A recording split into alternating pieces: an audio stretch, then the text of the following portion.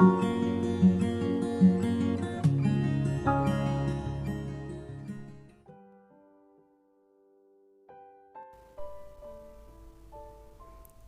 sejahtera bagi saudara-saudari yang dikasihi Tuhan kita Yesus Kristus.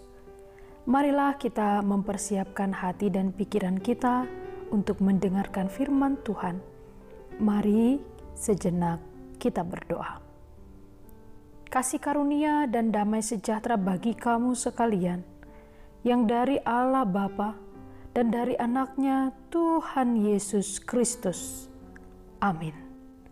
Saudara yang dikasihi, firman Tuhan untuk kita renungkan pagi hari ini tertulis dari surat 1 Yohanes pasal 3 ayat 17. Barang siapa mempunyai harta duniawi dan melihat saudaranya menderita kekurangan, tetapi menutup pintu hatinya terhadap saudaranya itu, bagaimanakah kasih Allah dapat tetap di dalam dirinya?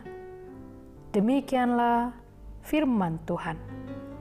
Saudara yang dikasihi, ada sebuah pepatah yang mengatakan satu perbuatan sebagai contoh jauh lebih berguna daripada 1000 nasihat. Artinya, meski perkataan, ucapan, nasihat kita sungguh bernas, namun bila tidak diimbangi dengan perbuatan, maka semua itu adalah sebuah kesia-siaan. Demikianlah makna dari kasih yang sejati, yang memiliki tindakan atau perbuatan yang nyata, sebagaimana yang disampaikan dalam nats renungan hari ini. Melalui suratnya, Rasul Yohanes mendorong kita agar dapat mengasihi dengan tindakan yang konkret, bukan hanya perkataan saja. Ucapan bibir itu tidak akan berfaedah apabila tidak disertai dengan bukti atau tindakan nyata. Kasih perlu tindakan dan perlu kerelaan untuk berkorban, bukan hanya sebatas lip service. Oleh karena itu, penting sekali bagi kita untuk memahami betapa besar kasih Tuhan kepada kita, supaya kita juga mampu mengasihi. Saudara, mengapakah kita harus mengasihi dengan tindakan? Karena Bapa di surga juga mengasihi kita melalui tindakan nyata, yaitu dengan mengaruniakan anaknya yang tunggal. Wujud sederhana kita mengasihi dalam tindakan adalah tatkala kita melihat orang lain dalam kekurangan atau masalah, kita harus tergerak hatinya untuk memberikan bantuan, baik secara moral maupun material. Nats hari ini mengajak kita untuk mampu mengasihi seperti halnya Kristus mengasihi kita. Nats hari ini mengajarkan kita untuk dapat melakukan tindakan konkret mengasihi seseorang.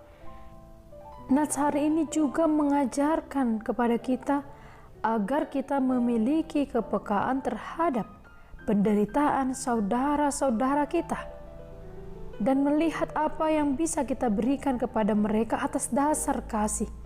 Itulah yang menunjukkan seberapa besar kasih Allah ada dalam diri kita dan sejauh mana kita menghargai kasih yang telah diberikan kepada kita. Saudara yang dikasihi, wujud sederhana mengasihi dalam tindakan adalah ketika kita melihat orang lain dalam kekurangan atau melihat orang lain dalam masalah, maka kita harus tergerak hatinya untuk memberikan doa, bantuan. Inilah yang dikehendaki oleh Kristus Yesus. Kita dituntut untuk rela memberi dan berbagi sebagai bukti kita orang percaya.